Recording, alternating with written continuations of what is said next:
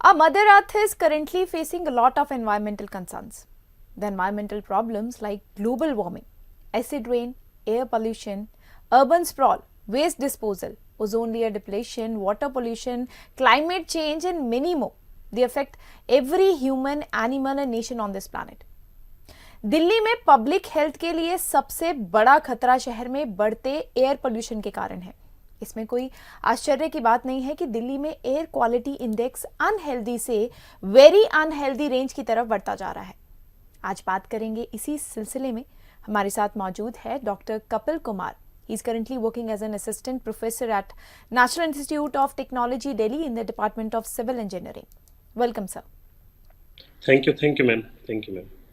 Kapil sir, 17 साल का आपका इमेंस एक्सपीरियंस है एंड रिसर्च वर्क में। You must have innovative ideas. तो शुरुआत करते हैं आप ही के व्यूज से। What are your views about the current status of air quality in Delhi? Ground reality क्या है? गुलियन मैम, एक्चुअली दिल्ली का जो एयर क्वालिटी है वो डिटेरियोरेशन उसका स्टार्ट होता है अक्टूबर के महीने में। The winters are the worst heat season in term of the air pollution. और अगर मैं डेटा के बेसिस पे बात करूं तो अभी एट प्रेजेंट जो करंट PM2.5 कंसंट्रेशन दिल्ली का है अभी वो 90 टाइम्स ज़्यादा है जो रिकमेंडेड लिमिट है WHO की। और एयर क्वालिटी इंडेक्स की अगर बात करें तो it is around 350 and even more than 400 in many parts of the city which comes under the hazards category. तो अभी तो दिल्ली का जो एयर क्वालिटी है वो बहुत ज़्यादा दूषित है और काफ़ी प्रॉब्लम्स क्रिएट कर भी रहा है और हेल्थ के ऊपर भी एक मेजर इम्पैक्ट डाल रहा है। सर, क्या बेसिकली फैक्टर्स क्या हैं जो कंट्रीब्यूट करते हैं इस हैजार्डस सिचुएशन में, खासकर कैपिटल सिटी दिल्ली में?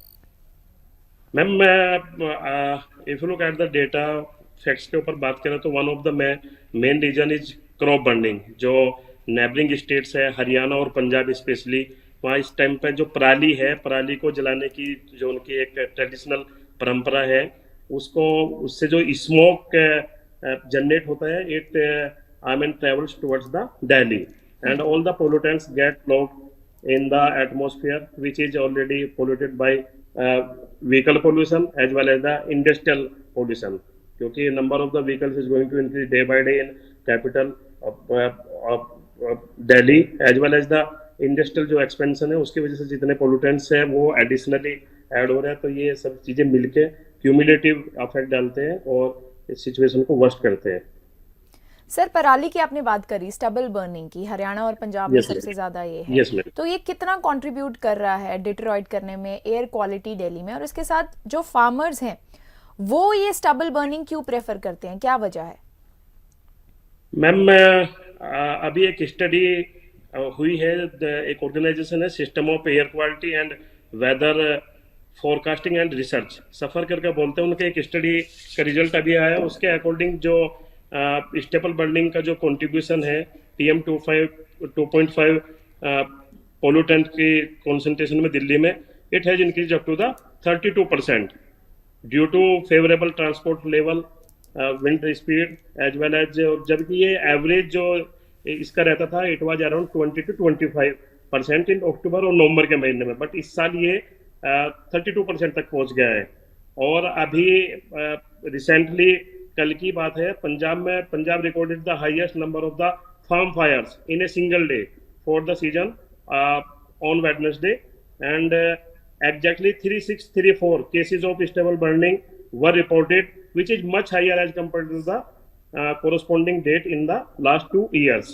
Okay. And आपका दूसरा सवाल है कि फार्मर्स स्टेबल बर्निंग को क्यों प्रीफर करते हैं?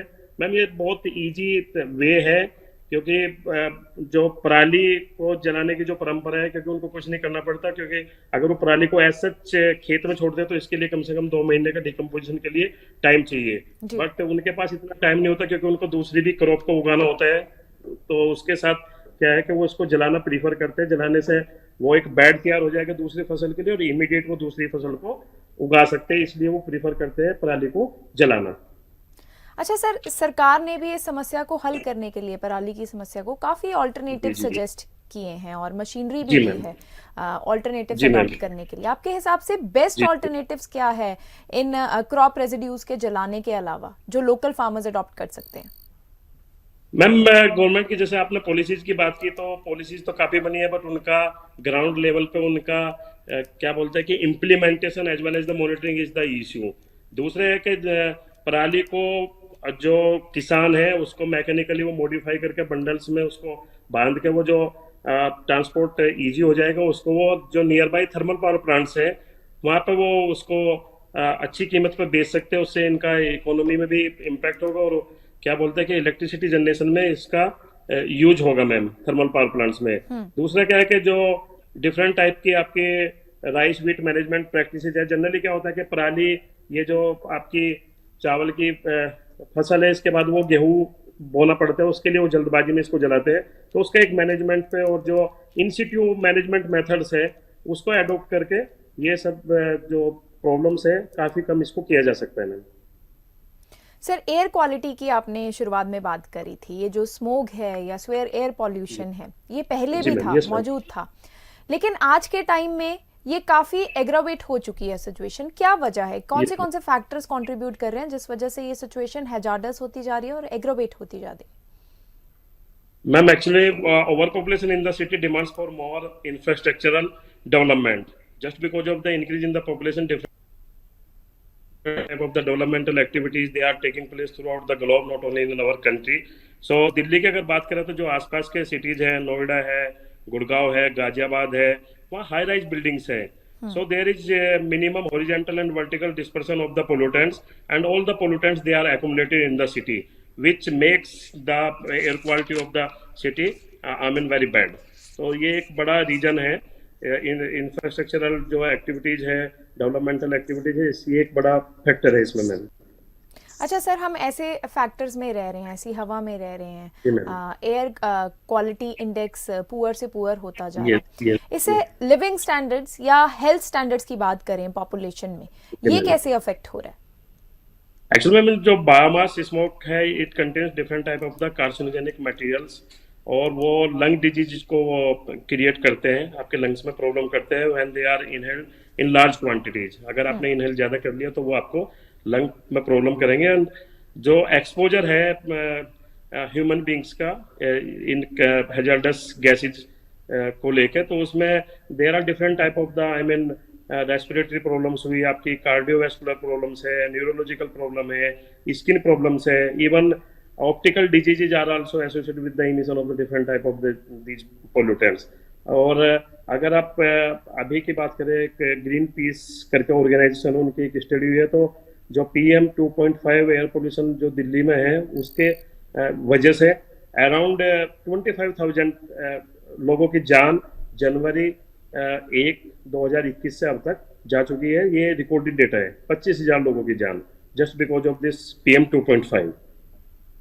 सर, अक्सर सुनने में आता है, हम जब दिल्ली जाते हैं या वहाँ के दोस्त हमसे बात करते हैं, तो जो ग्लासेस हैं या प्लेट्स हैं जिसमें हम खाना खाते हैं, थोड़ी देर के बाद वो काला हो जाता है। इसमें कितनी सच्चाई और क्या वजह है?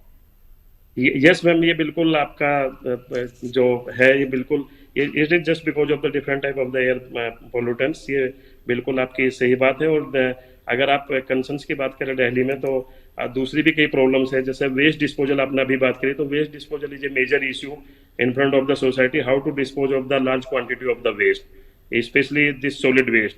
दूसरा जो चैलेंज है वो क्लीन वाटर एंड सैनिटेशन, क्योंकि सीवरेज सिस्टम और जो पीने का पानी है वो भी एक बड़ा चैलेंज है, स्पेशली इन दिल्ली में। जी, जैसे आपने कहा कि पुअर एयर क्वालिटी के अलावा और भी मेजर एनवायरमेंटल कंसर्न्स हैं, स्पेशली दिल्ली में, जिन पे अटेंशन दिया जाना चाहिए, उनके बारे में थोड़ा संक्षेप बताइए हमारे दर्शकों को। मैम, जो आपका वेस्ट डिस्पोजल है, जैसे मैंने अभी बात की कि म्युनिसिपल सॉलिड वेस्ट, तो the quantity of the waste is generating day by day. उसका जो क्वांटिफिकेशन की आप बात करें तो वो इंक्रीज हो रहा है डे बाय डे, बट जो डिस्पोजल साइट्स है वो इतनी ज़्यादा अवेलेबल नहीं है। उसको आपको प्रॉपर मैनेजमेंट की बहुत ज़्यादा जरूरत है, मॉनिटरिंग की बहुत ज़्यादा जरूरत है। उसके बाद जो वेस्ट जनरेट हो रहा है उसको how to dispose of this waste, that is the major issue. फिर दूसरा है कि इतनी बड़ी आबादी है और टोटली हम जो आपका यमुना है उस पर डिपेंडेंट है पानी के लिए। फिर वो साफ पानी उसको अप टू द उस लेवल तक उसको साफ करना, क्लीनिंग करना, उसकी ट्रीटमेंट करना और उसको फिर अवेलेबल कराना जनता को, वो एक क्लीन वाटर का भी एक इश्यू है। तीसरा मैम सैनिटेशन का एक बहुत बड़ा इश्यू है। तो ये तीनों मुझे लगता है कि these three, waste disposal, clean water and sanitation, are the major challenge in front of the government of the Delhi. इन पर काम करने की बहुत ज़्यादा जरूरत है योजनाबद्ध तरीके से। बिल्कुल सर, जैसे आपने बताया कि बहुत सारे मेजर कंसर्न्स हैं जिन पे यस मैम। काम करने की ज़रूरत है। तो सरकारों की जो सरकार की पॉलिसीज़ हैं वो तो बनती रहेंगी और yes environmental technological advances development भी होते रहेंगे, यस लेकिन मैम। खासकर दिल्ली के लोग जो हैं वो इस एनवायरमेंटल स्ट्रेस से कैसे बचें, अपना बचाव कैसे कर सकते हैं? मैम मुझे लगता है कि जो अभी सिचुएशन है उसके हिसाब से तो मैम अभी एयर क्वालिटी इतनी ज़्यादा खराब है, उसके लिए एक तो प्रॉपर आपको मास्क पहनने की ज़रूरत है। बिना किसी ज़रूरत के आप घर से बाहर नहीं निकले तो ज़्यादा अच्छा है। अपनी विंडोज वो सब क्लोज करके रखें। उसके साथ साथ आप एयर प्यूरिफायर्स मार्केट में है वो अवेलेबल, उसको आप यूज़ कर सकते हैं। और इसके साथ साथ मैम लोगों को अवेयर करने की बहुत ज़्यादा ज़रूरत है इन टॉपिक्स पे। तो ये सब टेक्निक्स अपना का आप इनके इम्पैक्ट आप बहुत कम कर सकते हैं अपने ऊपर। आप अवॉइड कर सकते हैं ऐसी सिचुएशंस को। तो आप कर सकते अपना हैं ये ख्याल सब। खुद रख के। यस मैम, अपना ख्याल खुद रखें। Yes so ma'am. At last sir की एनवायरमेंटल स्ट्रेस की हमने बात करी, मेजर फैक्टर्स जो कंट्रीब्यूट कर रहे हैं उसकी बात जी करी है, जी कैसे बचाव किया जा सकता है उसकी बात करी है। जी मैम। सो दिल्ली का जी जी विंटर एक्शन प्लान क्या होना चाहिए to improve the air quality at last? Ma'am, the development comes in the wake of the winter action plan announced by the Delhi Chief Minister Shri Arvind Kejriwal ji, which includes biodecomposers to reduce stubble burning, anti-dust programs है, awareness campaigns है, and we have to reduce the vehicle pollution, and we can ban on the waste burning। और जो construction sites है जहाँ काम चल रहा है कुछ दिनों के लिए उनको भी रोक देना चाहिए। और जो दूसरी एक्टिविटीज है जहाँ से ये पोल्यूटेंट्स जनरेट हो रहा है तो उनको इस टाइम पे मिनिमम उनका यूजेज कर सकते हैं, उनको अभी होल्ड पर कर सकते हैं कुछ दिन के लिए। तो मुझे जी लगता है कि कुछ दिन के बाद दूसरे जैसे चेंज होगा तो ये चीज़ें बदल सकती है। इसको काफ़ी कम कर सकते हैं हम इसके इम्पैक्ट्स को, क्योंकि मेजर जो कंट्रीब्यूटर है वो आपका कंस्ट्रक्शन साइट्स है, व्हीकुलर पोल्यूशन है। तो व्हीकल्स को हम ऐसी पॉलिसीज बना सकते हैं और अवेयर कर सकते हैं लोगों को कि it is your own responsibility to contribute in such kind of the activities. किसी को प्रेशर से, किसी को फोर्सफुली आप नहीं कर सकते until unless the public will not be aware about their health और जो कंडीशंस है दिल्ली की एयर क्वालिटी की। तो अवेयरनेस प्रोग्राम मुझे लगता है कि बहुत अच्छे से, बहुत योजनाबद्ध तरीके से, बहुत अच्छे तरीके से करने की जरूरत है। तो लोग अवेयर होंगे तो वो खुद ऐसी चीजें नहीं करेंगे, और तो काफी उस पर मेजर इम्पैक्ट्स होंगे, काफी कम कर सकते हैं हम, रिड्यूस कर सकते हैं। कपिल सर, मैं आपके बारे में पढ़ रही थी क्योंकि आपका इमेंस एक्सपीरियंस है रिसर्च में और एनालिसिस और processing of biofuel from waste water. इसके बारे में थोड़ा लेमन में आप हमें समझाइए। मैम अभी क्या है कि जो आपके energy is the lifeline of the globe, और जो renewable type of the energy sources है, आप वो पेट्रोलियम की बात करें, आप कोल्स की बात करें, तो एक तो है कि उनके जो स्टॉक्स हैं they are going to be exhausted. एक तो वो इशू है। दूसरा क्या है कि it generate different type of the pollutants in the atmosphere. So the world is looking for the new type of the energy sources, that how to produce the energy जहां आपका पोल्यूशन भी कम हो और कॉस्ट भी कम हो और environment friendly techniques हो। तो इस डायरेक्शन में पूरी दुनिया में काम हो रहे हैं, तो हम भी इस पर काम कर रहे हैं। तो बायो एनर्जी जनरेट कर सकते हैं हम different type of the waste को यूज करके। जैसे अभी हमने बात की कि म्यूनिसिपल सॉलिड वेस्ट है which is the challenge in front of the society, how to dispose of the large quantity of the municipal solid waste. तो that can be converted into the biogas. Biogas को आप energy source में use कर सकते हैं। तो ऐसी techniques जहां bacteria specially they have the capability to convert the different type of the materials into the useful products, जी especially for this energy generation। तो उस डायरेक्शन में मैम पूरी दुनिया में काम हो रहा है, तो हम भी इस डायरेक्शन में काम कर रहे हैं। तो देखते हैं ma'am, but renewable energy type की जो सोर्सेज है इस पर बायो एनर्जी में काम करने की बहुत ज़्यादा जरूरत है, क्योंकि नहीं तो आने वाले समय में बहुत ज़्यादा प्रॉब्लम होगी। अभी गवर्नमेंट ऑफ इंडिया का भी प्रोग्राम्स है, इथेनॉल ब्लेंडिंग और ये सब, ये उसी का पार्ट है। बायोडीजल भी उसी का पार्ट है। तो ये सब एक्टिविटी चल रही है पूरी दुनिया में, और इंडिया में भी अलग अलग universities, scientist, organisations, they are also trying to contribute at their level best. So we wish you good luck for this productive research sir. Thank you so much for connecting with us. बहुत अच्छा लगा आपसे बात करके। Thank you Gurleen ma'am, thank you ma'am, thank you very much ma'am. So जी, save environment, save planet, save yourself. अगली बार फिर हाजिर होंगे नए मुद्दे के लिए। तब तक जुड़े रहिए हमारे चैनल के साथ। धन्यवाद।